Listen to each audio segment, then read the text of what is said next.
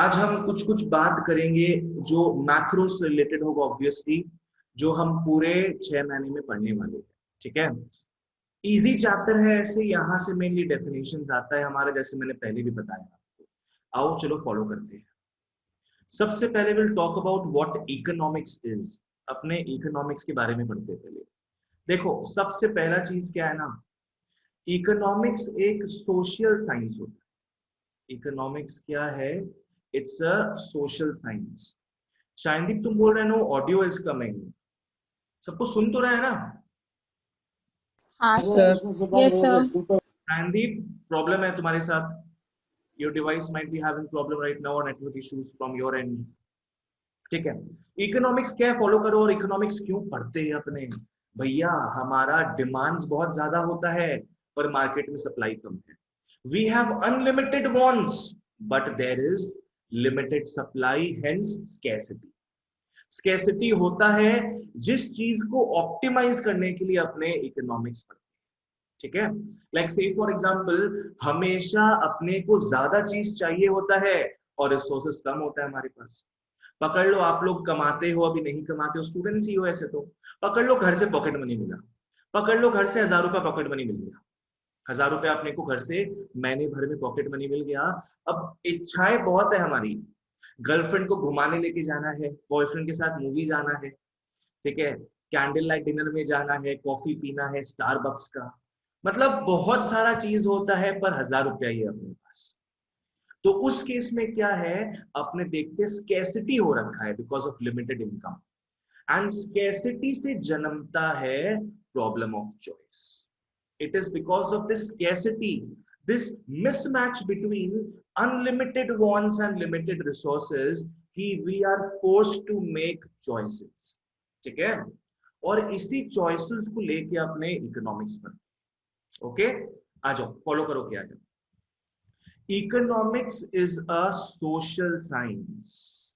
ठीक है, जो क्या स्टडी करता है, फॉलो करते हैं कैसे एक सोसाइटी अपने लिमिटेड रिसोर्सेज को, कैसे सोसाइटी अपने लिमिटेड रिसोर्सेज को जिनका ऑल्टरनेटिव यूजेस होता है उससे प्रोड्यूस करता है गुड्स एंड सर्विसेज, उससे प्रोड्यूस करता है गुड्स एंड सर्विसेज। ठीक है, कोई भी नेशन हो गया यार, वहां पे रिसोर्सेज तो लिमिटेड ही रहता है, पर सारे सिटीजन्स के ख्वाहिशों को पूरा करना है उसी से।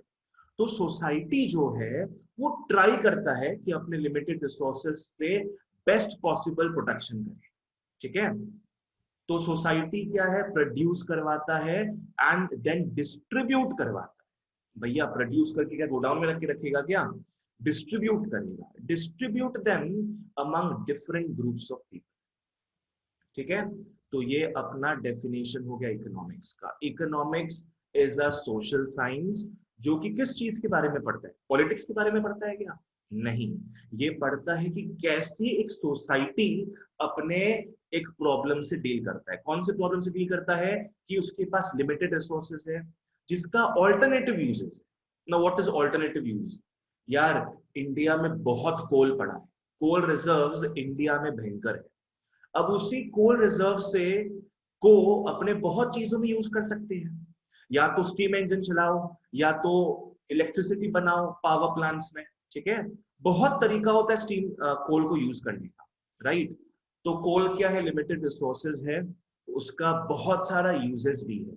अब सोसाइटी को ये चूज करना है कि कैसे मैं कोल नाम का लिमिटेड रिसोर्सेज को मैं कैसे यूज करूं प्रोडक्शन में, और कैसे मैं सारे सिटीजन्स को डिस्ट्रीब्यूट करूं वो प्रोडक्शन का गुड। ठीक है, आ जाओ एक बार और पढ़ते हैं अपने, फिर आगे बढ़ेंगे। Economics is a social science which studies how a society chooses to use its limited resources. Limited resources जिनका बहुत सारा यूजेस भी होता है, दीज हैव ऑल्टरनेटिव यूजेस। और रिसोर्सेज से क्या होगा? रिसोर्सेज से प्रोडक्शन होगा, प्रोड्यूस सामान का क्या होगा? डिस्ट्रीब्यूशन। बस इस चीज के बारे में इकोनॉमिक्स में पढ़ा जाता है। ठीक है, आओ इसको छुपाते हैं और ढंग से पढ़ते हैं। मेरे साथ सब मन में या वहां पे म्यूट रख के ही बोलो, कोई प्रॉब्लम नहीं है। क्या है? Economics is a social science which studies what? Shantanu पहले लाइन क्या था? which studies what? How a society chooses to use its resources to fulfill the unlimited ones. to chooses to use its limited resources which have alternative uses. ठीक है? To produce goods and services and to finally distribute it to its citizens. ठीक है? चलो आ जाओ. Okay, जैसे कि film होता है ना, एक तो मेन फिल्म होता है और एक तो छोटा छोटा उसका ट्रेलर, टीजर, ये सब होता है. ठीक है? तो इकोनॉमिक्स भी दो भाग में बटा है. एक माइक्रो इकोनॉमिक्स जो पकड़ लो 2-3 मिनट का ट्रेलर है, टीजर है, और एक है वो 2 घंटे का मूवी, लंबा मूवी, जिसको अपने बोलते हैं मैक्रो इकोनॉमिक्स.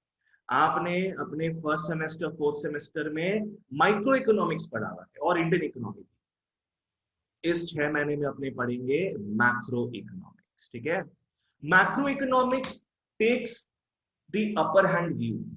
वो ऊपर से पूरे चीजों को दिखाता है कि पूरे नेशन का एग्रीगेट चीज वो दिखाता है.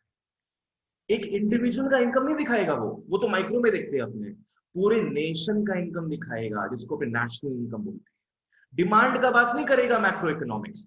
डिमांड तो यार एक चीज का होता है, वो बात करेगा एग्रीगेट डिमांड का, सारे चीजों का डिमांड का बात करेगा मैक्रो इकोनॉमिक्स. एक गुड के सप्लाई का बात नहीं करेगा, उसको बोलते हैं इंडिविजुअल सप्लाई, वो माइक्रो में पड़े हुए अपने. यहां बात होगा एग्रीगेट सप्लाई का, सारे चीजों का सप्लाई मिला. We'll talk about unemployment here, we'll talk about the money supply and all. बहुत मजा आएगा इसमें. ठीक है? तो अपने पढ़ेंगे मैक्रो इकोनॉमिक्स के बारे में, ना कि माइक्रो इकोनॉमिक्स के बारे में, बिकॉज इसके बारे में तो पढ़ चुके हैं. ठीक है? अब देखते हैं कि इकोनॉमिक प्रॉब्लम्स क्या होता है. ये भी डेफिनेशन इंपॉर्टेंट है. आ जाओ. जैसा मैंने बताया आप लोगों को, economic problem is nothing but the problem of choice, है ना. अपना वांट्स होता है अनलिमिटेड, पर रिसोर्सेज होता है लिमिटेड. तो आ जाओ देखो, इकोनॉमिक प्रॉब्लम अराइज करता कैसे है? बिकॉज हमारा होता है अनलिमिटेड वांट्स. हम हमेशा भूखे प्यासे नंगे रहते हैं, हमें हमेशा कुछ ना कुछ यूज करना ही होता है. ठीक है? अनलिमिटेड वांट्स होता है हमारा, पर भैया लिमिटेड रिसोर्सेज होते हैं. लिमिटेड रिसोर्सेज होते हैं जिनका होता है ऑल्टरनेटिव यूजेस, जिनका बहुत सारा यूज होता है. ठीक है? दूध पकड़ लो, दूध भी लिमिटेड रिसोर्सेज है. जितने काउज है उतना ही दूध तो निकल सकता ना यार, बफेलोस को भी ले लो, चलो ठीक है. तो लिमिटेड दूध है. अब उस दूध से अपने कितना कुछ बना सकते हैं. पनीर बना सकते हैं, छेना फाड़ सकते हैं, दही बना सकते हैं, रॉ पी सकते हैं, उसको चाय में डाल सकते हैं. It has a lot of alternative uses. ठीक है? तो अब भैया फॉलो करो, घर में दूध आता है अपने 1 लीटर या 2 लीटर, तो लिमिटेड आइटम आया ना अपने घर पे, 1 लीटर 2 लीटर आया, अनलिमिटेड नहीं आ गया. अपने को उसी 1 लीटर 2 लीटर से चाय भी बनाना है. We have to make curd, paneer बनाना है, चीज बनाना है. ठीक है? तो उनका ऑल्टरनेटिव यूजेस होता है, जिस कारण इन सब चीजों के कारण आता है प्रॉब्लम ऑफ चॉइस, कि उस 1 लीटर दूध के साथ क्या क्या बनाया जाए. क्या आता है? Problem of choice. This is nothing but economic problem. This is simply what? Economic problem. ठीक है? आ जाओ देखो, फॉलो करो. Economic problem is the problem of choice. Simple क्या है? प्रॉब्लम ऑफ चॉइस है. Involving satisfaction of unlimited wants. We always try to satisfy our wants out of limited resources. घुमाना गर्लफ्रेंड को है, मूवी भी जाना है, पॉकेट में 500,000 रुपए है. Satisfaction of unlimited wants out of limited resources, और इन limited resources का भी क्या है? Alternative uses. ठीक है? सबको समझ में आ गया ये चीज? This is what? This is economic problem. ठीक है? Economic problem जो कि होता है. एक क्वेश्चन था कि व्हाट इज इकोनॉमिक्स. इस तरह की डेफिनेशन अगर एग्जाम में आएगा, आने का चांस बहुत ही कम है, पता है, पर अगर आएगा वो 2 मार्क्स का होगा, अब आपने बोला था, तो कितने लाइन लिखना है, 2 या 3 या 4 अप्रोक्सीमेटली? थोड़ा क्लियरली बोलो, 2 मार्क्स मैंने बोला था, उसके बाद तो डेफिनेशन ऑफ इकोनॉमिक्स अगर आएगा क्वेश्चन में एग्जाम में, तो कितने लाइन लिखना है 2 मार्क्स के लिए अप्रोक्सीमेटली? बस इतना लिख दो, हो जाएगा, इतना लिखने से आराम से हो जाएगा। अच्छा अच्छा। ठीक है, 2 लाइन 2 मार्क्स के लिए ठीक है ना? हाँ 2 मार्क्स के लिए एकदम परफेक्ट है ये चीज, आराम से इसको लिख सकते हो फुल्ली। अच्छा अच्छा, ठीक है, हाँ ठीक है। आ जाओ। तो इकोनॉमिक प्रॉब्लम समझ में आ गया अपने को। अब आता है central problem. Central problems, central problems क्या होता है? ये सारे प्रॉब्लम्स का रूट है। लाइक सन हो गया ना, सारे प्लैनेट्स जो है, सारे प्लैनेट सन के इर्द गिर्द घूमते रहते हैं। तो इकोनॉमिक्स में जो भी प्रॉब्लम्स है वो कुछ सेंट्रल प्रॉब्लम्स के आमने सामने घूमता है। सेंट्रल प्रॉब्लम्स क्या है? अब WH, फीलिंग वही रहेगा, WH। ठीक है, W stands for what to produce, दादा क्या बनाए। H stands for how to produce, कैसे बनाए। F stands for whom to produce, WH है। ठीक है, ये होता है हमारा सेंट्रल प्रॉब्लम्स। इसको सेंट्रल प्रॉब्लम्स क्यों बोलते हैं? सेंट्रल प्रॉब्लम्स क्यों बोलते हैं? Because these are the most basic problems that are common and fundamental to all economics and all other problems revolve around. ठीक है, तो ये 3 प्रॉब्लम जिसको अपने WHF बोल रहे हैं, ये what to produce, how to produce, for whom to produce, ये सब सेंट्रल प्रॉब्लम्स क्यों है? पहला चीज, हर इकोनॉमी इन तीनों प्रॉब्लम को फेस करता है, चाहे वो डेवलपिंग कंट्री लाइक इंडिया हो, चाहे वो डेवलप्ड कंट्री लाइक US हो, हर कंट्री फेस करता है इसको। लेवल अलग अलग होता है फेस करने का, पर सब फेस करता है। दूसरा चीज, बाकी सारे जो एडवांस्ड प्रॉब्लम्स है, इकोनॉमिक प्रॉब्लम्स है, वो इन सेंट्रल प्रॉब्लम्स के आसपास होते हैं। ठीक है, चलो आ जाओ। तो वापस से मैं बता रहा हूं, सेंट्रल प्रॉब्लम्स का नाम सेंट्रल प्रॉब्लम्स क्यों पड़ा, what are they exactly? Central problems are the most basic problems that each and every economy has to face in the world, and also all the other advanced economic problems, they revolve around these 3 central problems. ठीक है, चलो आ जाओ। पहला क्या बच्चों? What to produce, क्या बनाया जाए। It involves selection of goods and services to be produced, और किस क्वांटिटी में भी बनाया जाए। ये हर समय हर कंट्री फेस करता रहता है। लाइक पकड़ लो, अभी कोरोना वायरस आया इंडिया में, 4 महीना 6 महीना पहले आया था, तो उस समय मास्क का बहुत शॉर्टेज था। तो जो जो बड़े बड़े कंपनीज, रिलायंस इवन, जो जो कंपनीज है, सब लोग अपने फैक्ट्री में अपना पुराना प्रोडक्शन छोड़ के they started selecting the production of mask and all, कि हम भी मास्क बनाते चलो। अभी व्हाट टू प्रोड्यूस को कैसे सॉल्व करना है अपने को? मास्क बना। तो वो सब चीज होता है। Each and every economy face these problems. ठीक है, नेक्स्ट आ जाओ, हाउ टू प्रोड्यूस, कैसे बनाए। लेबर इंटेंसिव प्रोडक्शन रखे कि कैपिटल इंटेंसिव? लेबर इंटेंसिव मतलब क्या है? जहां लोग, लेबर काम करता है, जहां पे इंसान काम करता है बनाने के लिए, प्रोडक्शन के लिए, जैसे इंडिया में। वहीं अमेरिकन कंट्रीज में क्या होता है? The production is capital intensive, machine intensive. वहां रोबोट्स ज्यादा वर्क करते हैं फैक्ट्रीज में, मशीन्स पूरा काम करते हैं, it's fully automated with minimum human intervention. समझ में आई ये चीज? तो किस तरीके से हम प्रोड्यूस करेंगे, that is called selection of technique. Production में किस टेक्निक को यूज करते हैं? लेबर को ज्यादा यूज करोगे या मशीन को? ठीक है, स्पेशली जो पॉपुलस कंट्रीज होता है, जहां पॉपुलेशन ज्यादा है, वो लोग लेबर को ज्यादा प्रेफर करते हैं। और जहां इंसान कम है, पॉपुलेशन कम है और पैसा ज्यादा है, वहां मशीन इंस्टॉल कर देते हैं लोग। ठीक है, तो व्हाट टू प्रोड्यूस हो गया, हाउ टू प्रोड्यूस हो गया। अब अपने आते हैं फॉर whom टू प्रोड्यूस। चलो बोलो। Sir one question sir, in how to produce में लेबर और कैपिटल में ही खाली और चॉइस होता है कि इसमें लिखा पर्टिकुलर कॉम्बिनेशन ऑफ इनपुट, तो इसमें क्या रॉ मटेरियल भी फैक्टर है? नहीं, टेक्निक में कहां से आएगा रॉ मटेरियल? टेक्निक में तो वो नहीं आएगा ना। रॉ मटेरियल तो हमेशा ही लगेगा अपने को, राइट? चाहे ओके लेबर सर। बना रहा है चाहे मशीन बना रहा है, raw materials are always needed.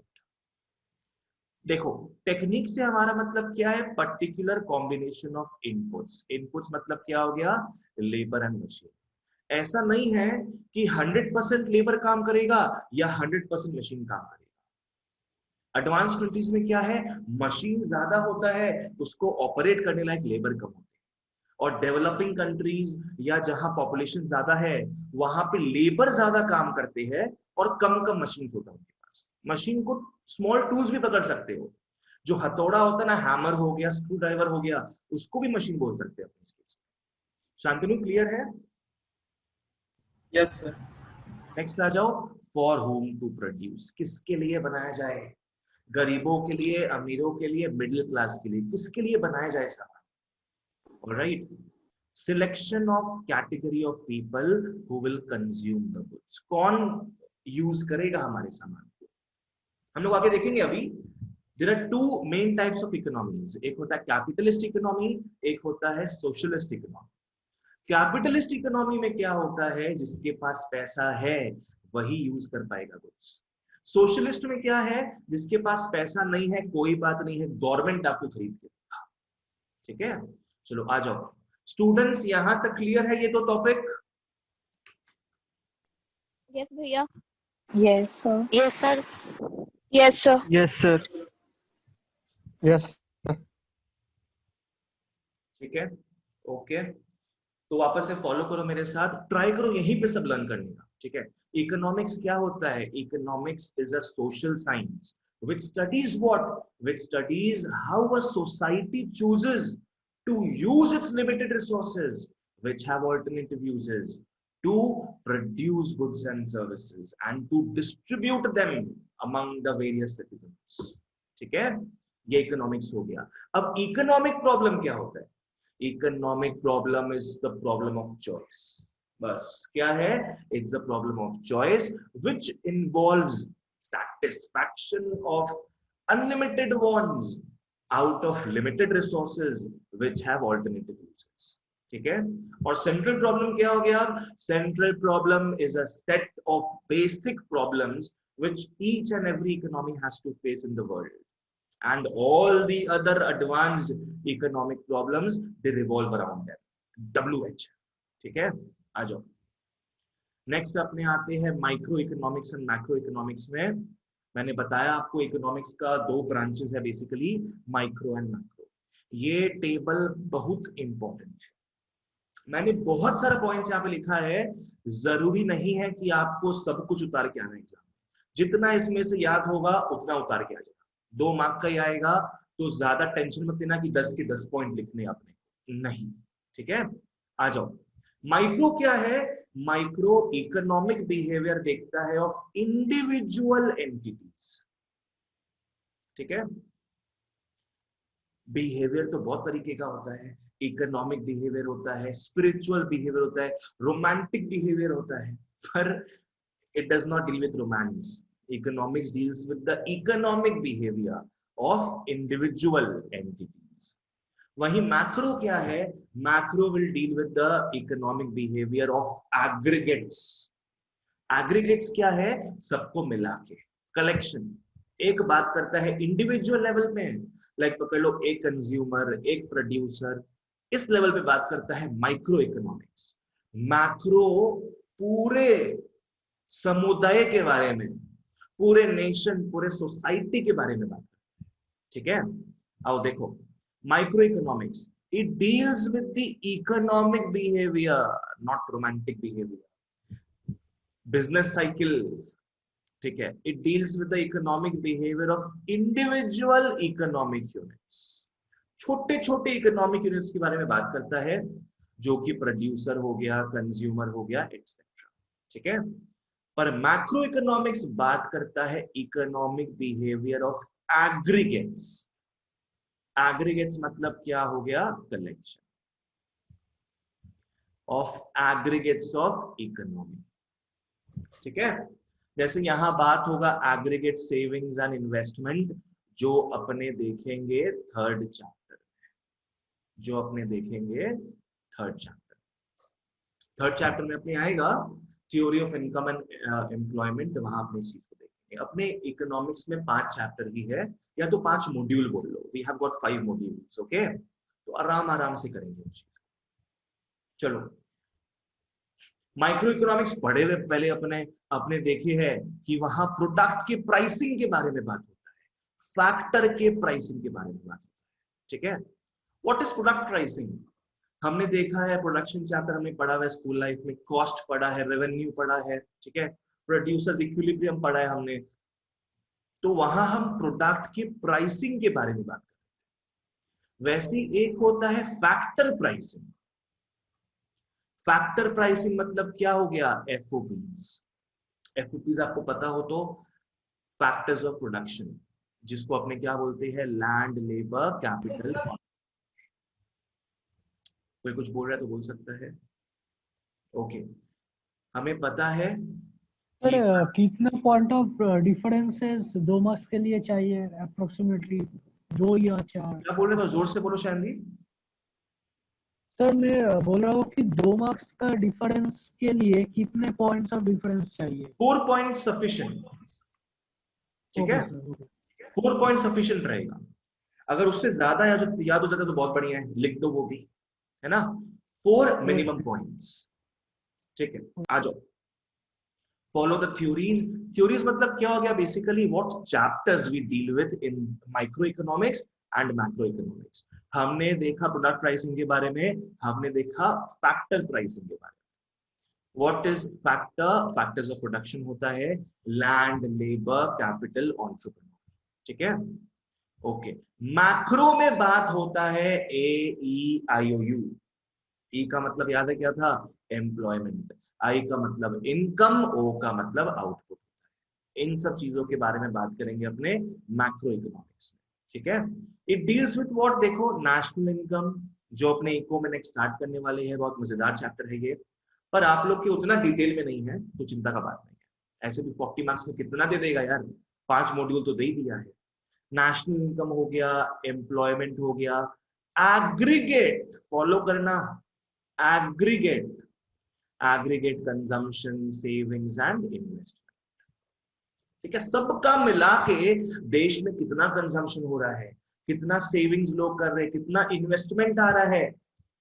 अगर आप सिर्फ अंबानी के हिसाब से देखोगे इन्वेस्टमेंट, तो वो माइक्रो इकोनॉमिक्स का बात होगी। अगर आप सब लोगों को मिला के देखोगे इन्वेस्टमेंट, तो वो मैक्रो इकोनॉमिक्स का बात होगी। ठीक है, हाँ, एक और चीज देखो, जनरल प्राइस लेवल। मैंने आपको बताया था लास्ट क्लास में कि general price level takes into account the prices of all the commodities. अगर सिर्फ प्राइस लेवल का बात होता ना, तो वो पकड़ लो पेप्सी के प्राइस लेवल का बात होगी, तो वो आता माइक्रो में। पर जनरल का मतलब क्या हो गया? ओवरऑल। तो ओवरऑल किसमें आएगा?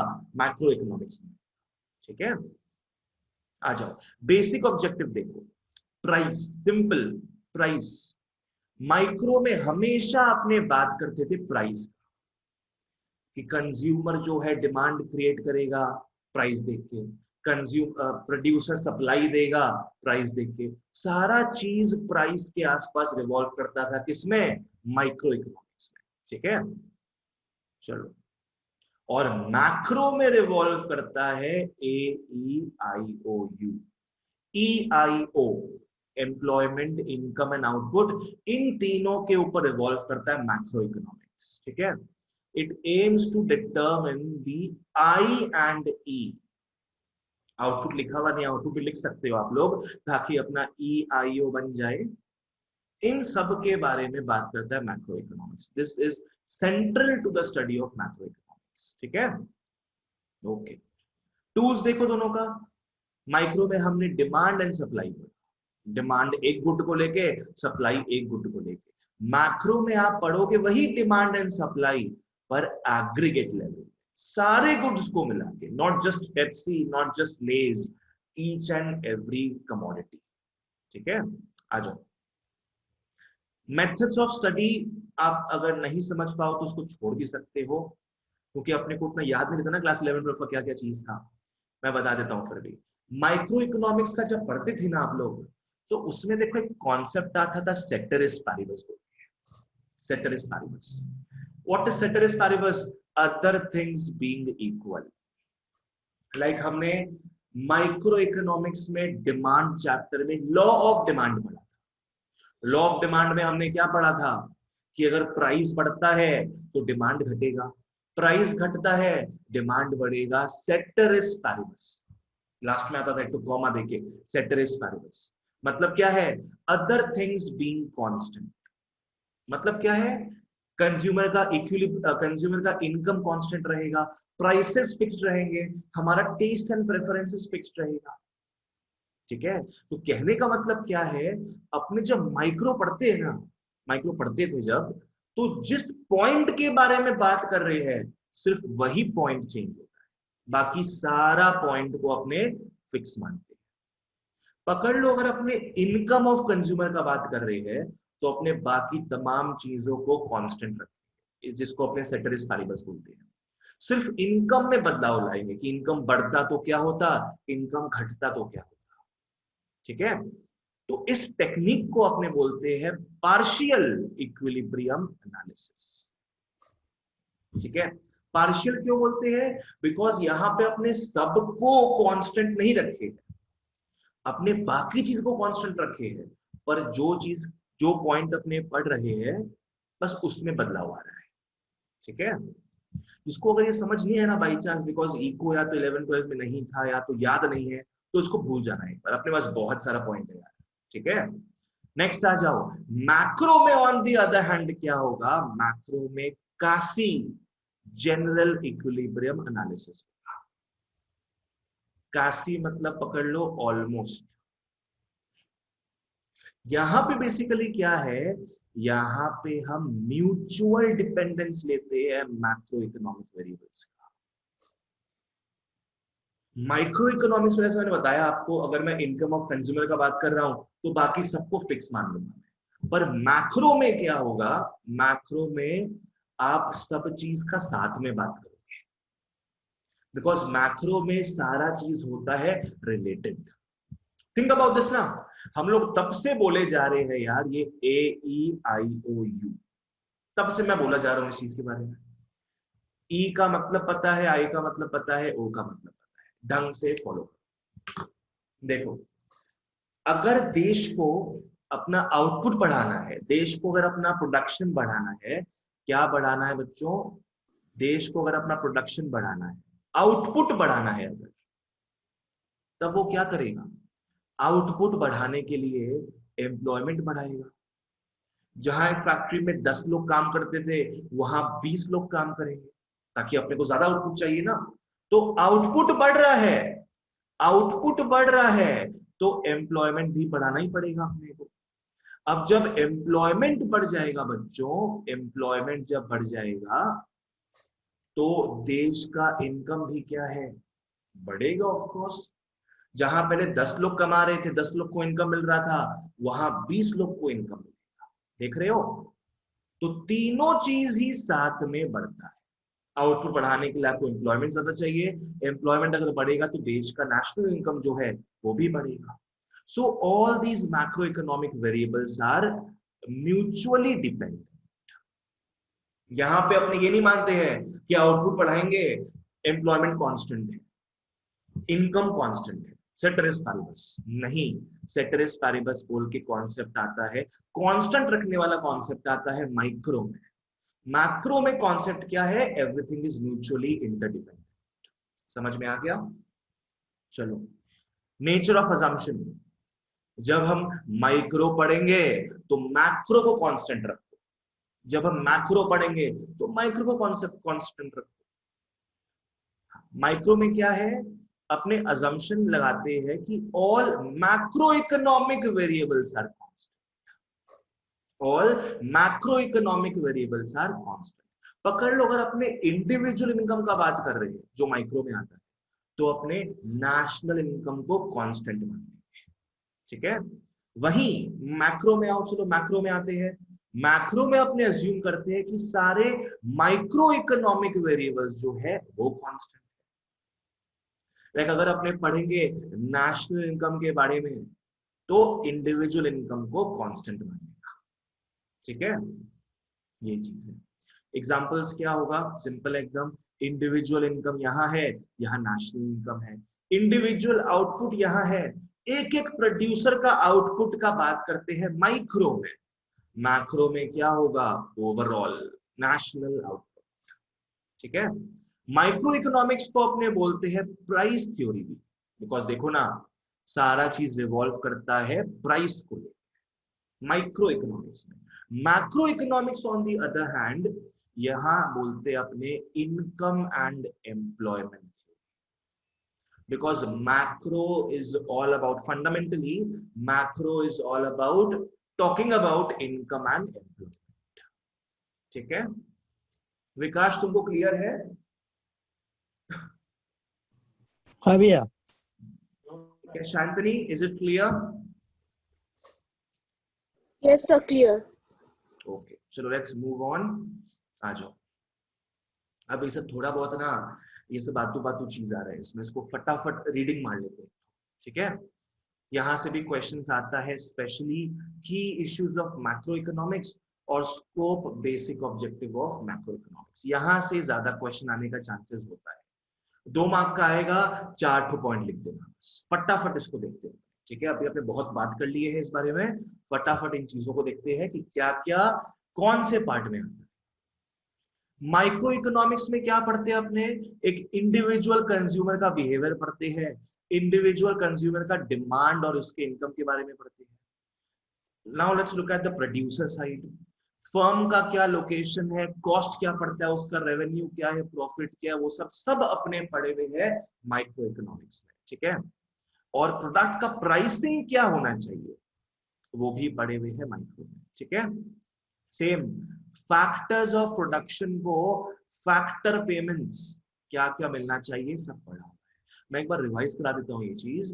देखो बच्चों, factors of production, factors of production क्या है फॉलो करना, LLC, land labour capital entrepreneur, ठीक है। लैंड लेबर कैपिटल एंटरप्रेन्योर, ये सबको अपने बोलते हैं फैक्टर्स ऑफ प्रोडक्शन, बिकॉज ये चारों चीज काम आता है प्रोडक्शन में। इन चारों के बिना प्रोडक्शन अधूरा है, ठीक है। और इन लोग काम आ रहे हैं प्रोडक्शन में, तो जो फर्म होता है ना, जो ऑर्गेनाइजेशन होता है, बिजनेस जो होता है, वो इन लोग को क्या पेमेंट्स देता है, देखो। नेक्स्ट आता है फैक्टर पेमेंट्स। फैक्टर पेमेंट्स क्या है बच्चों, RWIP। फैक्टर पेमेंट्स क्या है, RWIP। कोई फर्म अगर आपका लैंड यूज कर रहा है तो लैंड के बदले आपको रेंट देगा। कोई फर्म अगर आपका लेबर यूज कर रहा है, आपको यूज नहीं कर रहा है, ये गलत हो जाएगा बोलना, आपका लेबर, आपका परिश्रम, आपका मेहनत यूज कर रहा है, उसके बदले आपको वो वेजेस देगा। आपका कैपिटल यूज कर रहा है, पकड़ लो आपसे रुपया लिया हुआ है बड़ा बड़ा मशीन खरीदने के लिए, 10-20 लाख रुपया लिया हुआ है, तो आपको इंटरेस्ट देगा ना उस पे वो। तो कैपिटल पे क्या है, फर्म आपको इंटरेस्ट देता है। और फर्म यूज करता है बिजनेस ओनर को भी। Firm is not the business owner, हम लोग फर्म के हिसाब से बात कर रहे हैं। फर्म में जैसे लेबर होता है वैसे लेबर को ऑर्गेनाइज करने वाला एंटरप्रेन्योर होता है, बिजनेस ओनर होता है, बिजनेसमैन है, ठीक है। तो फर्म क्या है, बिजनेसमैन को प्रॉफिट कमा के देता है, ठीक है। तो यहाँ ये क्या हो गया, प्रॉफिट, ओके। तो इस चीज को अच्छे से याद रख लो, पूरे 6 महीने में देखने वाली चीज है।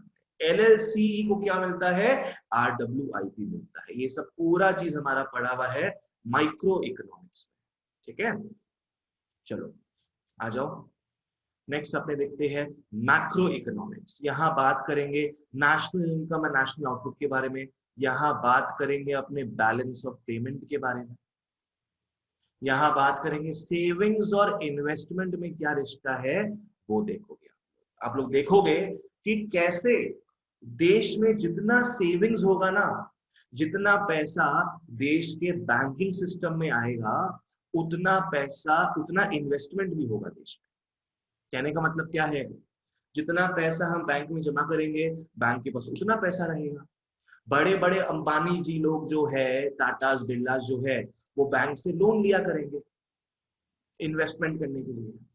ठीक है, तो सेविंग्स और इन्वेस्टमेंट का गहरा रिश्ता है, डायरेक्ट रिश्ता होता है। सेविंग्स जितना ज्यादा करोगे आप लोग बैंक में, जितना घुसाओगे पैसा, उतना देश में इन्वेस्टमेंट होगा। देखेंगे इस चीज को अपने थर्ड चैप्टर में। ठीक है, मैक्रो में एक और चीज पढ़ते अपने एक्सटर्नल वैल्यू ऑफ मनी के बारे में। एक चैप्टर था आप लोग क्लास 12 में, फॉरेन एक्सचेंज बोल के। ठीक है, तो ये पूरे देश को लेके इन्वॉल्व है। ऑब्वियसली ये माइक्रो में कैसे आएगा, मैक्रो में आएगा ना, कि हमारे रुपीस का इज्जत क्या है बाहर में। ओके, अगर लोग रुपीस का डिमांड करेंगे तो रुपीस का वैल्यू बढ़ेगा। आज कभी सोचे हो डॉलर का इतना वैल्यू कैसे है? $1 75 रुपीस के बराबर है। इतना ज्यादा औकात है बोल सकते डॉलर का। क्यों? बिकॉज दुनिया भर में, नॉट जस्ट द यूएस, दुनिया भर में यूएस डॉलर्स का बहुत डिमांड है, और जिसका डिमांड होता है उसका नखरा भी बहुत होता है ना यार। ठीक है, और रुपीस का उतना डिमांड नहीं है बाहर में, इसलिए रुपीस का वैल्यू कम होते जा रहा है। ठीक है, ओके। नेक्स्ट अपने बात करेंगे एम्प्लॉयमेंट के बारे में, ग्रोथ के बारे में, बिजनेस साइकिल्स के बारे में, कैसे बूम होता है, कैसे बस्ट होता है। अपने बात करेंगे, अपना फोर्थ चैप्टर आएगा fiscal and monetary policies, money and banking वाला। ठीक है, जहां आरबीआई इन्वॉल्व होता है इसमें इंडिया में। अपने बात करेंगे मॉनेटरी पॉलिसी के बारे में, कितना पैसा छापना है, क्या करना है, क्या नहीं करना है, कितना बैंक लोन दे सकता है सबको, ये सब चीजों का बात करेंगे। ठीक है, okay. Next we talk about not demand not supply but aggregate demand and aggregate supply. तो आप लोग एक दो बार पढ़ भी लोगे ना इसको, तो माथा में छप जाएगा कि मैक्रो इकोनॉमिक्स में क्या पढ़ने वाले। ठीक है, आ जाओ। ये सेम चीज है, स्कोप, बेसिक, ऑब्जेक्टिव, ऊपर में जो मैंने पढ़ा ये सेम ही चीज है पूरा। देख लो फटाफट इसको, जितनी बार रिपीट करोगे ना उतना माथा में छप जाएगा। ऑलराइट, फिर क्या है, एग्जाम के पहले खोल के पढ़ लेना ये सबको, एक हफ्ता 2 हफ्ता पहले। ओके, क्वेश्चन क्या आ सकता है, what is the scope of macro economics, या what is the basic objective of macro economics. 2 mark का आएगा, 4 ठोपन उठा के लिख देना। ठीक है, क्या क्या है, it talks about the AEIOU. It talks about determination of level of employment, income and output. ठीक है, it talks about foreign exchange rate stability. जो भी हमारा ऐसे है ना, $1 is 75 rupees, ये स्टेबल क्यों रहता है, क्यों फ्लक्चुएट नहीं करता वाइडली, क्यों कल सुबह $1 100 रुपीज नहीं हो सकता और परसों सुबह $1 25 रुपीज नहीं हो सकता, इतना वाइड फ्लक्चुएशंस क्यों नहीं होता है, क्यों अभी मोटा मोटी 75 के आसपास ही है। ये सबका बात होता है मैक्रो इकोनॉमिक्स में। ठीक है, then of course we talk about changes in aggregate demand and supply. Like अभी देख लो, अभी एग्रीगेट डिमांड है ही नहीं इंडियन इकोनॉमी में, लोग खरीद ही नहीं रहे कुछ, लोग बस एसेंशियल आइटम्स ही खरीद रहे हैं, लोग एग्रीगेट डिमांड अभी नहीं बढ़ा के रखे। ठीक है, will talk about growth and development. हमने बेसिक कॉन्सेप्ट्स में पढ़ा था कि ग्रोथ अलग होता है, डेवलपमेंट अलग होता है। कोई बोल सकता है इन दोनों में ब्रॉडर सेंस वाला चीज कौन है? डेवलपमेंट। डेवलपमेंट, बिल्कुल सही, हमने पढ़ा है growth is very isolated, development on the other hand is growth plus standard of living. ठीक है, ओके। नेक्स्ट अपने बात करेंगे balance of payments between countries के बारे में, वही एक्सपोर्ट इंपोर्ट को लेके। अपने बात करेंगे जनरल प्राइस लेवल को लेके, ना कि price level, general price level. अपने बात करेंगे सेविंग्स एंड इन्वेस्टमेंट, वही ऊपर वाला सेम चीज यहाँ पे आता एकदम सेम। ठीक है, ओके, चलो next. Students, importance of macro economics का आने का चांसेस बहुत कम होता है, 50-50 चांसेस है, ज्यादा चांस नहीं होता है इसका आने का। खैर आप लोग इसको घर में पढ़ लेना, यहां से अगर आप 4 पॉइंट याद रखोगे तो बहुत बढ़िया है। जो मैंने ऊपर में पढ़ा है वो सेम ही चीज है, इसमें घर में ट्राई करना है इसको पढ़ने का, ठीक है। ओके, हाँ, नेक्स्ट आ जाओ, लिमिटेशंस ऑफ मैक्रो इकोनॉमिक्स। ये एक सब पार्ट भी हो सकता है, पकड़ लो मतलब, ये एक आइसोलेटेड इंडिविजुअल क्वेश्चन नहीं आएगा। ऐसा पूछ सकता है कोई एग्जाम में कि write two basic objectives of macro economics, also write its limitations. तो 2 लिमिटेशन यहां से उठा लिख देना। मैक्रो इकोनॉमिक्स का लिमिटेशंस क्या है, फॉलो करो। Individual is ignored. हाँ ऑफ कोर्स इंडिविजुअल इग्नोर्ड होगा ना यहाँ पे। यहाँ आपको एक आदमी 2 आदमी से मतलब नहीं, यहाँ आपको सारे आदमियों से मतलब है, ओवरऑल मतलब है आपको। आप एक एक को पूछ नहीं जा रहे हो कि तेरे को समझ में आया, तेरे को समझ में आया, नहीं, आप ओवरऑल सबसे पूछ रहे हो। तो ये मैक्रो इकोनॉमिक्स का एक लिमिटेशन है, इट ओवरलुक्स इंडिविजुअल डिफरेंस। हाँ, कौन गरीब है कौन अमीर है इसको मतलब नहीं है इससे, वो मतलब होता माइक्रो इकोनॉमिक्स में कि अच्छा ये अमीर आदमी है तो ये बहुत डिमांड क्रिएट करेगा, अच्छा ये गरीब आदमी है ये कम डिमांड क्रिएट करेगा। तो ये सब चीज जो इंडिविजुअल्स में डिफरेंसेस होता है ये माइक्रो देखता है, macro does not care about this, macro just cares about the entire national income, ठीक है। नेक्स्ट क्या है, एग्रीगेट एनालिसिस में नॉट बी इंपॉर्टेंट। बहुत बार क्या होता है ना कि अपने को कलेक्टिव वैल्यूज नहीं चाहिए, अपने को बहुत बार जानना होता है एक एक लोगों के बारे में। We want to know about one household, we want to know about one firm, तो हमें माइक्रो इकोनॉमिक्स की तरफ फिर बढ़ना पड़ता है, ठीक है, बिकॉज मैक्रो तो ऐसा नहीं सजेस्ट ओवरऑल चीज देगा, ठीक है। तो एग्रीगेट एनालिसिस बहुत बार इंपॉर्टेंट नहीं होता है, तो we switch back to microeconomics, ठीक है। ओके, चलो यहां तक क्या क्लियर है सबको? एक बार यस बोल दो या लिख दो। Yes, Yes, sir. sir. Yes, sir. Yes, sir. Yes, sir. Yes, sir.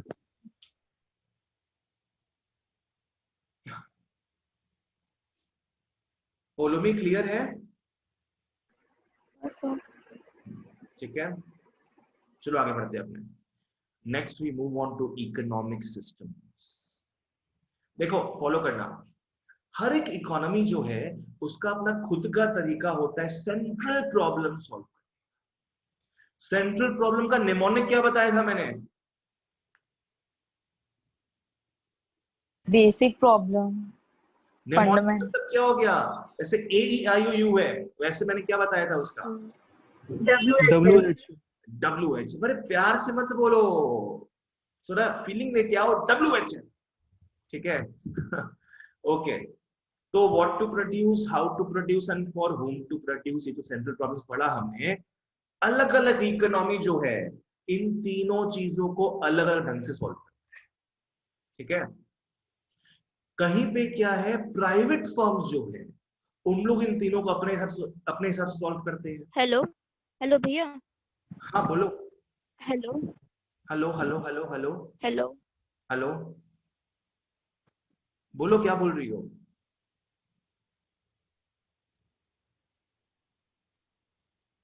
Connection भैया आवाज नहीं आ रहा है मेरा एकदम भी। आवाज नहीं आ रहा है? आवाज आ रहा है तो सबको? हाँ सर आ रहा है। आवाज आ रहा है? Network issues from your end, ठीक है। ओके, तो मैं बता रहा था कि अलग अलग इकोनॉमी का अलग अलग तरीका होता है सेंट्रल प्रॉब्लम सॉल्व करने का, ठीक है। आओ देखते हैं किस किस टाइप का इकोनॉमिक सिस्टम होता है, but before that what is economic system, आ जाओ। Economic system refers to an arrangement by which central problems are solve, ठीक है। इकोनॉमिक सिस्टम क्या होगा? एक अरेंजमेंट है जिसके थ्रू उस इकोनॉमी में सेंट्रल प्रॉब्लम सॉल्व होता है, ठीक है। इट इज द मीन्स, ये एक जरिया है, इकोनॉमिक सिस्टम का एक जरिया है जिसके थ्रू कंट्री जो है अपने रिसोर्सेज को एलोकेट करता है। क्या करता है?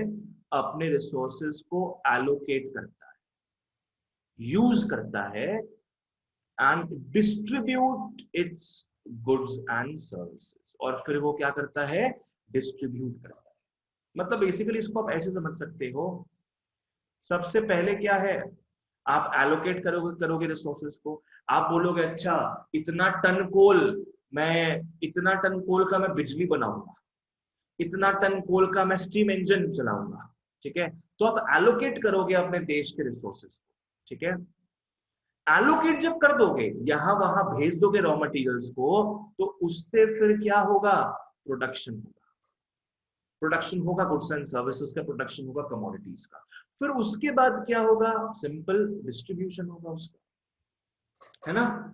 तो ये तीन चीज कैसे हम करेंगे सॉल्व, ये कौन बताता है, इकोनॉमिक सिस्टम बताता है, ठीक है। आ जाओ, economic system refers to an arrangement by which central problems of an economy are solved. Produce कौन करेगा, गवर्नमेंट प्रोड्यूस करेगा कि प्राइवेट सेक्टर प्रोड्यूस करेगा कि दोनों मिला के प्रोड्यूस करेगा, दोनों मिला के। अगर सिर्फ प्राइवेट सेक्टर प्रोड्यूस करता है तब उसको अपने बोलते हैं कैपिटलिज्म, उसको अपने बोलते हैं कैपिटलिस्ट इकोनॉमिक सिस्टम। लिखा हुआ ना यहाँ पे कैपिटलिस्ट इकोनॉमी। और जो इकोनॉमी में सारा प्रोडक्शन गवर्नमेंट ही करता है, no Ambanis are there, no Reliance, no Tatas, nothing, सिर्फ गवर्नमेंट ही प्रोडक्शन करता है, उसको अपने बोलते हैं सोशलिस्ट इकोनॉमी, ठीक है। And countries like India and majority of the countries जहां प्रोडक्शन प्राइवेट सेक्टर भी करता है और गवर्नमेंट भी करता है, मिला के काम करते हैं, इसको बोलते हैं अपने मिक्स्ड इकोनॉमी। इसको अपने क्या बोलेंगे, मिक्स्ड इकोनॉमी, ठीक है। ओके, आ जाओ, तो वापस से डेफिनेशन पढ़ते एक बार, 1 सेकेंड गाइस।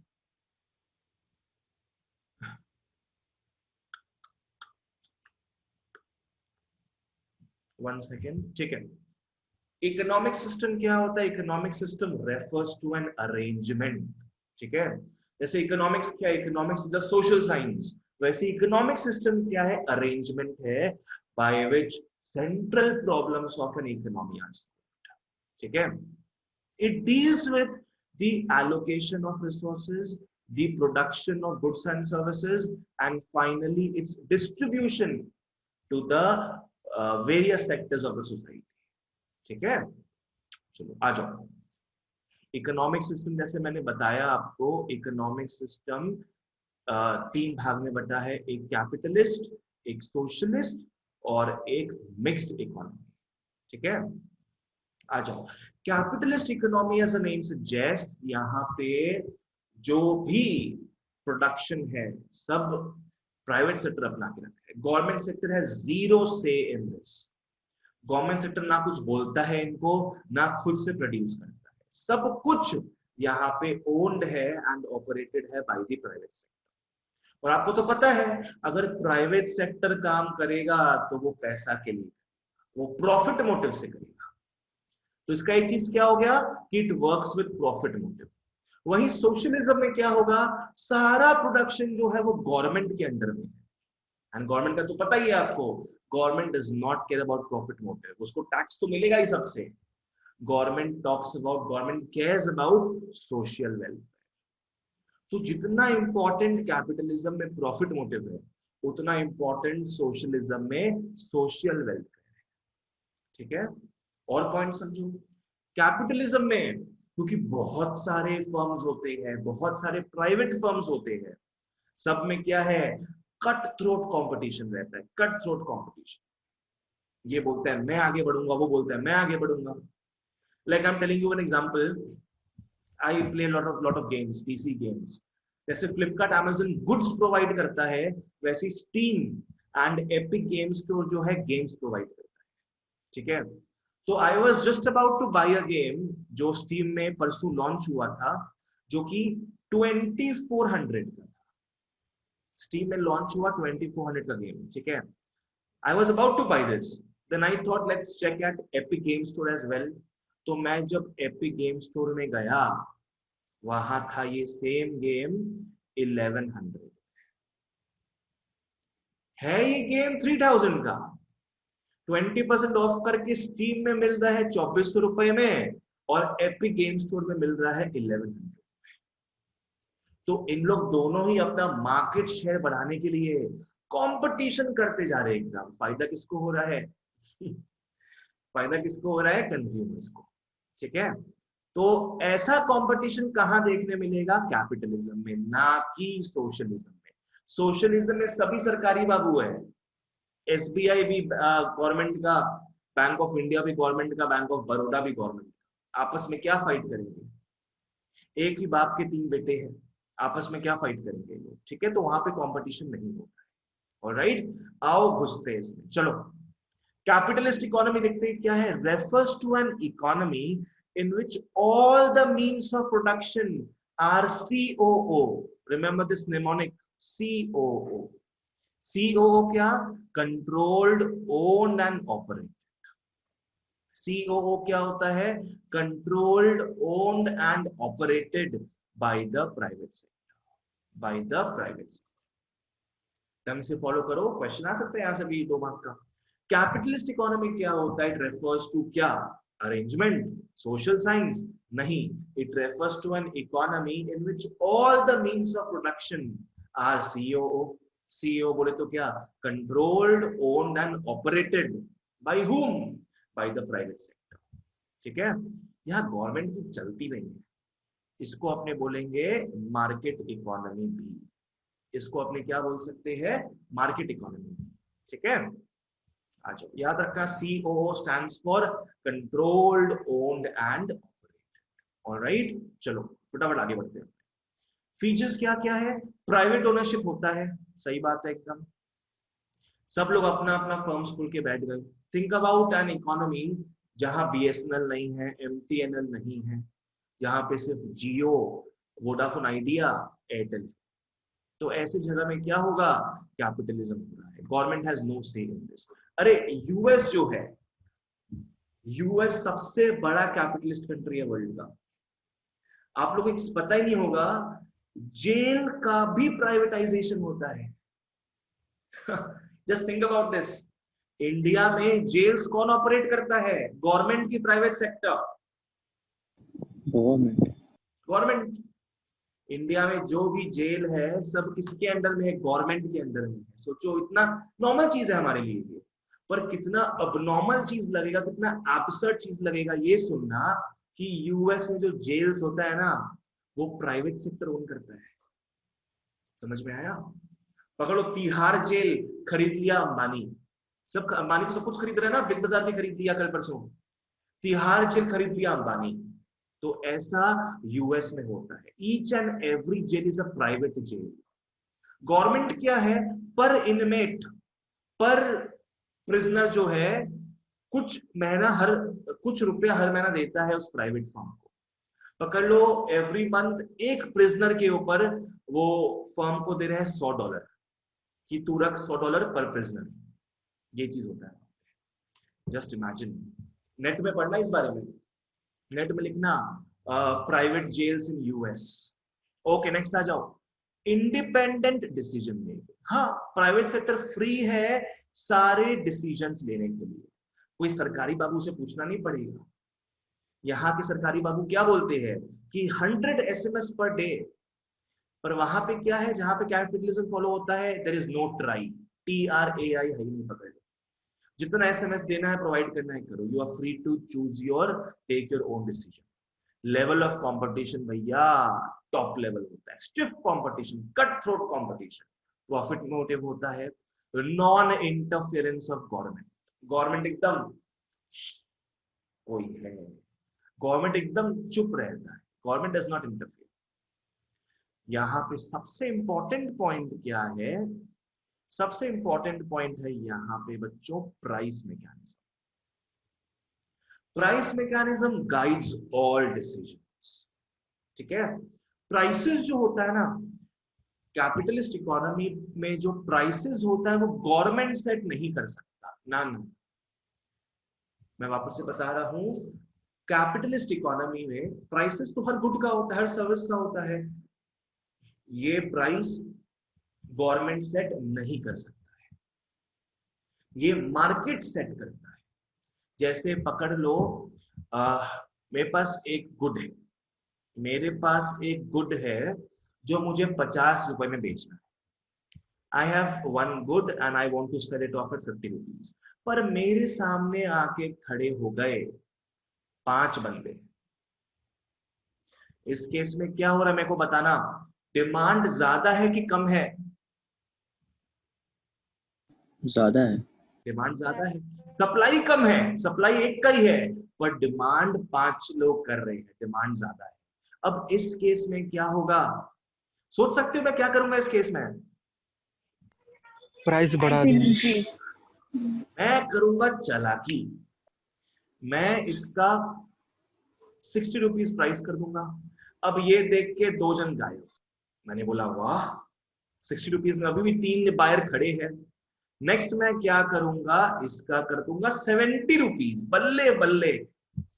अब क्या है, 2 जन और गायब हो गए। मैंने देखा वाह एक आदमी अभी भी खड़ा हुआ है, चल मैं 80 रुपया कर देता हूं उसको। अब 80 रुपया करते ये भी गायब हो गया, तो मैं क्या करूंगा, अब 80 रुपए से मैं बैक आ जाऊंगा 70 रुपीज। तो सेट क्या होगा, 70 रुपीज सेट हो जाएगा। 70 रुपीज में मैं सप्लाई करने को रेडी हूं, 70 रुपीज में डिमांड मतलब बायर खरीदने को रेडी है। ठीक है, तो ये जो 50 का 70 हुआ, 50 का जो 70 हुआ है, ये गवर्नमेंट सेट नहीं किया है, ये market forces of demand and supply set कर। इसी चीज को अपने बोलते हैं प्राइस मैकेनिज्म। प्राइस मैकेनिज्म क्या है? Price mechanism is the process where market price is determined by the market forces of demand and supply. पकड़ लो 50 रुपए में कोई भी बायर खड़ा नहीं होता, तो मुझे क्या करना पड़ता, 40 रुपया करना पड़ता। 40 रुपया करना पड़ता, तब एक बायर आता खरीदने के लिए। In that case, 40 rupees would have been the price, which in this case is 70 rupees. ठीक है, तो it's all a case of price mechanism. यहाँ डिमांड एंड सप्लाई का खेला होता है। ओके, चलो आ जाओ, नेक्स्ट अपने आते हैं सोशलिस्ट इकोनॉमी। आ जाओ सोशलिस्ट इकोनॉमी, डेफिनेशन पूरा सेम रहेगा, COO by the public sector, COO by the public sector। एक सेकेंड, गलती से किसी ने बना दिया है, लेट मी क्लियर दिस। अरे ठीक है, ओके आ जाओ अपने। अब आते हैं सोशलिस्ट इकोनॉमी। सोशलिस्ट इकोनॉमी क्या है? It's an economy in which all the means of production are COO by the government, public sector. इसको अपने सेंट्रल प्लान्ड इकोनॉमी भी बोलते हैं, centrally planned economy, CPE। Centrally planned economy क्यों बोलते हैं इसको अपने? बिकॉज यहाँ गवर्नमेंट सब चीज तय करता है कि कितना प्राइस होगा, कितना नहीं होगा, सब चीज गवर्नमेंट सेट करता है। आ जाओ पॉइंट्स पढ़ते हैं, ये पूरा ऑपोजिट पॉइंट्स है ऊपर। स्टेट ओनरशिप होता है, सारे जो फैक्टर्स ऑफ प्रोडक्शन है सब स्टेट के कंट्रोल में होते हैं। ठीक है, लैंड भी स्टेट का है, कैपिटल भी स्टेट का है, सब कुछ स्टेट का है। Decision making as regards to production कौन करता है? गवर्नमेंट। गवर्नमेंट बोलेगा कि कंज्यूमर को क्या खाना चाहिए, गवर्नमेंट बोलेगा कि प्रोडक्शन क्या करना चाहिए। बहुत होता है ना, हिटलर वाला सोसाइटी होता है ये सोशलिस्ट इकोनॉमी, इसलिए अभी चलता नहीं है ये सोवियत यूनियन बोल के एक कांग्रीगेशन ऑफ कंट्रीज था पहले, 40-50 साल पहले, वो अडॉप्ट किया था सोशलिज्म, पर चल नहीं पाया, इस कारण टुकड़ा टुकड़ा हो गया सोवियत यूनियन का into many countries, the biggest of them being Russia. ठीक है, अभी या तो कैपिटलिज्म चलता है अमीर कंट्रीज में, या डेवलपिंग कंट्रीज में मिक्स्ड इकोनॉमी चलता है, लाइक इंडिया। ठीक है, तो यहाँ पे सारा डिसीजन कौन लेता है? गवर्नमेंट, कि क्या प्रोड्यूस करना है, क्या खाना है, पहनना है लोगों को, क्या इन्वेस्टमेंट करना है, सब गवर्नमेंट डिसाइड करता है। थिंक अबाउट चाइना, चाइना में कितने सारे एप्स बैंड है। थिंक अबाउट नॉर्थ कोरिया, बाप रे बाप, level of competition super low, there is no level of competition. भाइयों के बीच क्या लड़ना यार, तू भी तो भाई है मेरा। ओके, यहाँ सोशल वेलफेयर होता है, मैंने बताया आपको। और सबसे इंपॉर्टेंट पॉइंट, यहाँ प्राइस मैकेनिज्म जो हमने पढ़ा था, it has been replaced it has been replaced by planning mechanism. हाँ, it has been replaced by planning mechanism. यहाँ पे जो सेंट्रल प्लानिंग अथॉरिटी होता है, that is the planning commission, ये प्राइस को सेट करता है। ये सर्वे करता है कि इंडिया का जो पॉपुलेशन है कैसा है, गरीब लोग ज्यादा है कि अमीर लोग ज्यादा है, मिडिल क्लास ज्यादा है, उस हिसाब से हर प्रोडक्ट का प्राइस सेट करता है। लाइक अगर ये सेट कर दिया कि सामान 50 रुपए में बिकेगा तो 50 में ही बिकेगा, चाहे कोई बायर हो नहीं हो, चाहे बायर ज्यादा हो कम हो, मतलब नहीं है, 50 रुपया मतलब 50 रुपया। बट क्योंकि इन लोग सोशल वेलफेयर के मोटिव से काम करते हैं तो 50 रुपए ये सोच के ही सेट करते हैं कि गरीब लोग भी आराम से खरीद ले। समझ में आई ये चीज? तो यहाँ पे प्लानिंग मैकेनिज्म फॉलो होता है, ना कि प्राइस। डिमांड सप्लाई से मतलब नहीं है। यहाँ जो प्लानिंग अथॉरिटी है वो डिसाइड करता है what, how and for whom to produce. बोला था ना मैं, WHO, यहाँ प्लानिंग अथॉरिटी सेट करता है। ठीक है, there is no role for price mechanism, no role at all. ठीक है, क्लियर है सबको? अब अपने आते हैं मिक्स्ड इकोनॉमी में। Let's look at mixed economy. दोनों का आइडियल ब्लेंड है, दोनों का जो बेस्ट पार्ट्स है वो मिक्स्ड इकोनॉमी में जुड़ जाता है and not their extreme parts. ठीक है, मेजरली क्या है, जो डेवलपिंग कंट्रीज होते हैं वो मिक्स्ड इकोनॉमी फॉलो करते हैं। ओके, आ जाओ, मिक्स्ड इकोनॉमी क्या है, फॉलो करना। Mixed economy refers to a system in which public and private sector are allotted their respective roles. Mixed economy में क्या होगा, it refers to a system in which public and private sector are allotted their respective roles for solving these central problems together. दोनों जन मिल बांट के काम करते हैं। अरे ठीक है, दोनों जन यहाँ पे मिल बांट के काम करते हैं। जैसे इंडिया हो गया, टेलीकॉम इंडस्ट्री में भी आधे प्राइवेट है आधे पब्लिक है, बैंक्स में भी आधे प्राइवेट आधे पब्लिक, तो यहाँ पे मिल के काम होता है। ठीक है, यहाँ पे जो हमारा WHF प्रॉब्लम है वो मिल के सॉल्व किया जाता है। Okay, so it contains the best elements of both the market economy, that is capitalism, and centrally planned economy, that is socialism. ठीक है, both market economy and centrally planned. ठीक है, प्राइवेट सेक्टर अपने हिसाब से काम करता है, पर गवर्नमेंट क्या है, it keeps a close watch on it's activities. Government के रूल के अंदर काम करना पड़ता है प्राइवेट सेक्टर को। They do not have a free range. ऐसा नहीं कि जो मन चाहे वो कर सकते, नहीं। गवर्नमेंट अगर बोला, ट्राई अगर बोला कि 100 SMS पर डे ही मैक्स टू मैक्स आप दे सकते हो अपने कस्टमर्स को, तो हाँ, Jio has to accept it, हाँ, Airtel has to accept it. ठीक है, ट्राई को छोड़ो। अभी जैसे गवर्नमेंट किया ना, अचानक से सैनिटाइजर का दाम बढ़ गया था। मार्च में सैनिटाइजर भैया मिलना बंद हो गया था, और जो एक आध लोग होल्ड करके रखे थे सैनिटाइजर को, वो डबल ट्रिपल दाम पे बेच रहे थे। कंपनीज जो थी जो सैनिटाइजर बनाती थी वो भी दाम बढ़ा रही थी अपना। तो गवर्नमेंट इंटरवीन्ड, गवर्नमेंट बोला कि सबको स्लैश करो। अगर तुम 100 रुपए में बेच रहे हो सैनिटाइजर को, 50 में बेचो। 100 ml बिकेगा 50 रुपए में, 200 ml 100 रुपए में, 1 लीटर 500 रुपए में, इस तरीके से बिकेगा। तो गवर्नमेंट ने प्राइस सीलिंग कर दिया। कैपिटलिज्म होता है ना, गवर्नमेंट नहीं बोल पाता ये सब, पर क्योंकि इंडिया मिक्स्ड इकोनॉमी है, गवर्नमेंट अपना वहां पे इंटरवीन कर लिया। तभी अभी सैनिटाइजर का दाम सस्ता चल रहा है। ओके, यहाँ पे क्या देखो, गवर्नमेंट इज लाइक विटामिन। अगर प्राइवेट सेक्टर ठीक से काम नहीं कर रहा है तो उसको विटामिन का बूस्ट देता है गवर्नमेंट। गवर्नमेंट क्या है, it compensates the deficiencies where the private sector is not working efficiently. जो पार्ट जहां जहां प्राइवेट सेक्टर काम नहीं कर पा रहा है ठीक से, वहां गवर्नमेंट इंटरवीन। ठीक है, तो यहाँ जो भी सेंट्रल प्रॉब्लम है वो प्राइस मैकेनिज्म एंड क्या बोलते हैं प्लानिंग मैकेनिज्म, दोनों के थ्रू सॉल्व होता है। ठीक है, solved partly through price mechanism and partly through central planning. Alright, students clear है यहां तक? Yes sir. हाँ सर क्लियर है। Yes sir.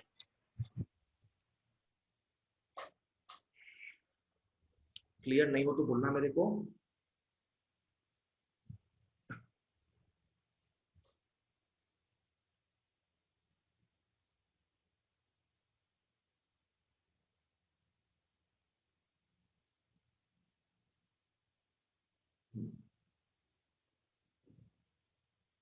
ठीक है, आ जाओ बच्चों, लेट्स मूव ऑन।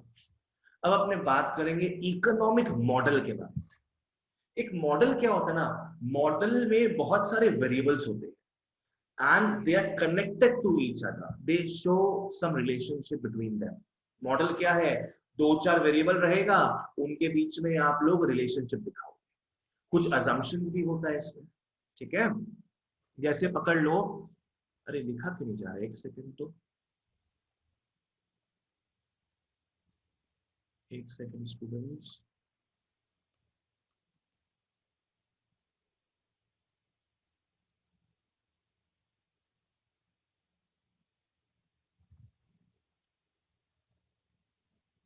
ठीक, ओके आ जाओ, फॉलो करना। अपने को 10 मिनट और लगेगा मैक्स, फिर अपना आज का क्लास पकड़ो।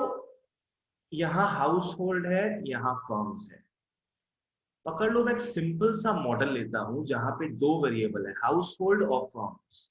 तो इन दोनों वेरिएबल्स के बीच में मैं दिखाऊंगा रिलेशनशिप।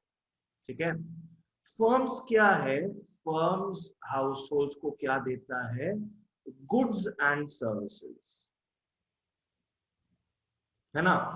फर्म सामान बना के देता है हाउस होल्ड्स को, हाउस होल्ड्स उसके बदले फर्म्स को क्या देते हैं, कंजम्पशन एक्सपेंडिचर, कंजम्पशन एक्सपेंडिचर। ठीक है, अरे खरीदे तो रुपया तो देंगे ना, उसी को अपने क्या बोलते हैं, consumption expenditure. So this tiny little thing is called an economic model. ठीक है, आ जाओ, क्या है फॉलो करो। Economic model is a theoretical construct. यहाँ पे कोई समझ थोड़ी ना आता है, प्रैक्टिकल चीज थोड़ी ना, ये समझ नहीं आता है यहाँ पे, it's totally theory. Economic model is a theoretical construct. अगर होता मैथमेटिकल मॉडल तब टोटली प्रैक्टिकल होता। ठीक है, तो फॉलो करो अच्छे से पॉइंट को। Economic model is a theoretical construct that represents a process. एक प्रोसेस है ये, क्या है, एक प्रोसेस है, फ्लो चार्ट है, प्रोसेस है, which represents a process by a number of variables। यहाँ पे कुछ वेरिएबल्स भी लेते हैं अपन, इसके बिना मॉडल अधूरा है। और वेरिएबल्स के बीच में क्या है, रिलेशनशिप होता है। समझ में आया, ये बेसिक चीज है अपना, ये बेसिक तरीका है पोर्ट्रे करने का मॉडल को। अब अपने क्यों करते हैं ये पोर्ट्रे, क्यों करते हैं, क्या ड्राइंग बनाने का शौक है इसलिए करते हैं क्या, नहीं, टू डिटर्मिन, अपने को डिटर्मिन करना, अपने को जांचना है, एग्जामिन करना है, what might happen in different scenarios और in future, in different scenarios और इन फ्यूचर। ठीक है, अपने मॉडल क्यों बनाते हैं, बिकॉज अपने को एग्जामिन करना होता है कि डिफरेंट सिनेरियो में क्या हाल होता या फ्यूचर में क्या हाल होगा। लाइक पकड़ लो कि केसेस जो है कोरोना का बढ़ते जा रहा है, एवरी डे इतना इतना इतना थाउजेंड्स होते जा रहा है। तो उसका एक मॉडल बनाते हैं इकोनॉमिस्ट कि ना दिसंबर तक पकड़ लो एवरी डे 1.5 लाख केसेस बढ़ेगा। तो ये मॉडल उन लोग बना पाए हैं because they have a lot of variables, और वो उनके बीच में रिलेशनशिप बता पाए, एक ग्राफ सेट हो रहा है कि हाँ ऊपर की तरफ जा रहा है। ठीक है, तो मॉडल कोई क्यों बनाता है, ताकि कुछ सीख मिले उसमें से अपने को। ठीक है, आज वापस से फॉलो करो मेरा जो मैं बोल रहा हूं। इकोनॉमिक मॉडल क्या है, it's a theoretical construct, not practical, no sums are there, theoretical construct that represents a process, एक प्रोसेस बताता है वो कोई चीज का, with a number of variables, with a number of variables having some relationships between them, having some relationships between them। ठीक है, और अपने क्यों मॉडल बनाते हैं, क्यों मॉडल बनाते हैं, ताकि डिटरमिन कर पाए कि अलग अलग केसेस में क्या हाल होगा और अलग अलग टाइम पीरियड में क्या हाल। ठीक है, चलो आ जाओ, ये चीज है। और मेन चीज याद रखना कि हर एक मॉडल में ना कुछ कुछ अजम्पशन होता है, हर एक मॉडल में कुछ कुछ अजम्पशन। जैसे यहाँ पे देखो ना, यहाँ पे फॉलो करो क्या है, यहाँ पे अज्यूम क्या कर रहे हैं अपने कि फर्म का सारा गुड्स एंड सर्विसेज जो है वो हाउस होल्ड खरीद रहा है, और हाउस होल्ड का जो भी टोटल इनकम है वो खर्चा में लगा के फर्म्स को दे दे रहा है। हाउस होल्ड कमा रहे 10,000, तो पूरा का पूरा 10,000 वो फर्म्स को दे दे रहा है in the form of consumption expenditure. ठीक है, तो ये सब अजम्पशंस अपने कुछ कुछ लेते रहते हैं। ऑलराइट, और अपने क्यों बनाते हैं economic model? Because it's a useful device, क्योंकि वो प्रमोट करता है clarity of view and consistency of thought. Clarity of view and consistency of, एक प्रॉपर व्यू दिखाता है अपने को, मतलब जो अपने टेक्सचुअली लिखते ना वो अपने ग्राफिकली अच्छे से बता पाते। ठीक है, चलो ये चीज हो गया। अब अपने को और 3-4 मिनट लगेगा, हल्का सा एक चीज देखते हैं। ये पॉजिटिव एंड नॉर्मेटिव इकोनॉमिक्स इतना इंपॉर्टेंट नहीं है, 50-50 इतना इंपॉर्टेंट नहीं है, यहां से डिफरेंसेस तो जनरली नहीं आता है। ठीक है, okay, positive and normative economics. देखो, कोई फैक्ट्स अगर एग्जैक्टली बताया जाए उसको अपने बोलते हैं पॉजिटिव इकोनॉमिक्स। कोई फैक्ट अगर एज इट इज बताया जाए उसको अपने बोलेंगे पॉजिटिव इकोनॉमिक्स। और कोई फैक्ट्स में आप अपना ओपिनियन देकर बताते हो तब वो बन जाता है normative economics. Like say for example, एक फैक्ट का बात करते हैं, चलो, prices in Indian economy are constantly rising. क्या है कि प्राइसेस जो है वो कॉन्स्टेंटली राइज कर रहे हैं। ये आप अपना ओपिनियन नहीं दे रहे हो, ये आप एक फैक्ट को बता रहे हो। You are stating a fact without any biasness, without any your personal opinion. ठीक है, तो ये चीज होता है पॉजिटिव इकोनॉमिक्स। यहां आप इकोनॉमी के बारे में एज इट इज बता रहे हो, अपना टिप्पणी, अपना ओपिनियन नहीं दे रहे हो, which nobody has asked। ठीक है, नॉर्मेटिव में क्या होता है ऑन द अदर हैंड, ये बोलता है कि अपना ओपिनियन दे रहा है यहाँ पे कि अरे इंडिया को स्टेप्स लेना चाहिए to control the rising prices. समझ में आया? यहाँ पे आप अपना ओपिनियन देते हो सामने इकोनॉमी के बारे में। ये चीज किसमें आता है? Normative economics. यहाँ पे देखो, यहाँ पे हमने एक फैक्ट बोला कि प्राइसेस बढ़ रहे हैं इंडिया में। यहाँ पे हमने बोला, अपना बयान, अपना ओपिनियन दिया, अपना जजमेंट दिया हमने कि इंडिया को कंट्रोल करना चाहिए अपना राइजिंग प्राइसेस। ठीक है, take one more example. Positive economics में क्या है, एक स्टेट कर रहे फैक्ट को अपने, inequalities of income are there. India में बहुत इनइक्वालिटी है, पुअर पुअर है, रिच रिच होते जा रहे हैं। ठीक है, अब यहाँ पे नॉर्मेटिव में क्या है, अपना ज्ञान देने आ गए। अब ज्ञान में क्या दे रहे हो, income inequalities should be reduced.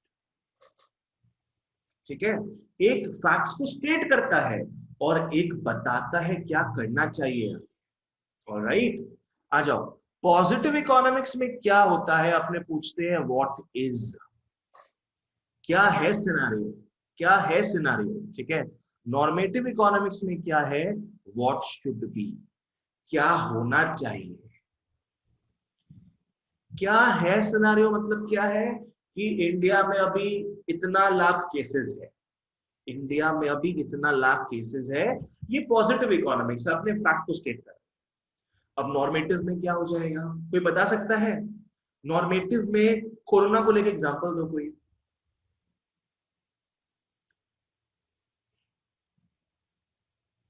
Normative में कोरोना को लेकर एग्जांपल दो कोई, ट्राई करो, अपना ओपिनियन दो बेसिकली, और कुछ नहीं है इसमें।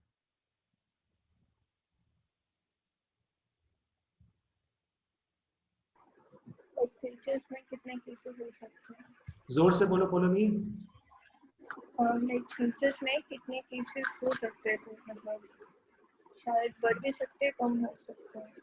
मतलब बेसिकली अगर नॉर्मेटिव में अपने अपना ओपिनियन दे तो अपने ये बोल सकते हैं कि इंडिया में इतना केसेस नहीं होना चाहिए था। We would start blaming the central government और द स्टेट गवर्नमेंट, अपने अपना ओपिनियन देते। समझ में आया? ये आता है नॉर्मेटिव इकोनॉमिक्स। ठीक है, आ जाओ डेफिनेशन पढ़ो पॉजिटिव इकोनॉमिक्स का। It deals with what are the economic problems and how are they actually solved. Positive economics deals with what are the problems, क्या प्रॉब्लम्स है और वो कैसे सॉल्व हो रहा है, क्या प्रॉब्लम्स होना चाहिए और कैसे प्रॉब्लम सॉल्व होना चाहिए, तो वो आएगा normative. Normative economics deals with what ought to be or how the economic problems should be solved. एक में है how are they actually solved और दूसरे में है how they should be solved। यहां पे ओपिनियन फैक्टर आ जाता है, यहां पे ओपिनियन जुड़ जाता है कि कैसे सॉल्व होना चाहिए। ओके, पॉजिटिव इकोनॉमिक्स में फैक्ट्स कैन बी वेरीफाइड, बिल्कुल सही है। फैक्ट्स अपने इजीली वेरीफाई कर सकते हैं बिकॉज वो ओपिनियन बेस्ड नहीं है, वो तो अपने एक फैक्ट को स्टेट ही कर रहे हैं। ठीक है, पर नॉर्मेटिव में क्या है, कैन नॉट बी वेरीफाइड। अपने ओपिनियन दे देना इसमें, तो कुछ ओपिनियन तो कोई कुछ भी दे सकता है। पर्पस क्या है, it aims to make a real description. Actually क्या हो रहा है इकोनॉमी में इस बारे में बताता है पॉजिटिव इकोनॉमिक्स, और क्या होना चाहिए, क्या होना चाहिए उसके बारे में नॉर्मेटिव बताता है। It aims to reach the ideal economy. Ideal मतलब क्या है कि ये काश हमारा इंडिया ऐसा होता, काश वैसा होता, काश वैसा होता। एक आइडियल लेवल तक पहुंचने का यहाँ पे जिद करते हैं। सजेस्टिव नहीं, positive is not suggestive. Positive में अपने फैक्ट स्टेट कर रहे हैं, यहाँ कुछ सजेशन कुछ ओपिनियन नहीं दे रहे अपने। It is simply based upon facts, clear-cut facts, and thus not suggestive. ठीक है, पर नॉर्मेटिव क्या होगा भैया, totally based on individual opinions और इसलिए सजेस्टिव है। वैल्यू जजमेंट्स भी आप अगर चाहो तो इग्नोर मार सकते हो, ये भी आपका इसी में से है। यहां हम कुछ भी वैल्यू जजमेंट नहीं देते, पर यहाँ पे हम देते हैं, हम जज करते रहते हैं यहाँ पे कि अरे देखो इंडिया में इतना केसेस बढ़ गया, क्या फायदा हुआ लॉकडाउन का, मतलब इसमें अपने ओपिनियन देते रहते हैं। ठीक है, so that is how it is. I hope सबको आज का क्लास पसंद आया, सबको क्लियर था हर चीज। अगर क्लियर था तो यस बोल के जा सकते हो, कुछ पूछना हो तो पूछ लो, नहीं Yes, sir. Yes, sir. Yes, sir.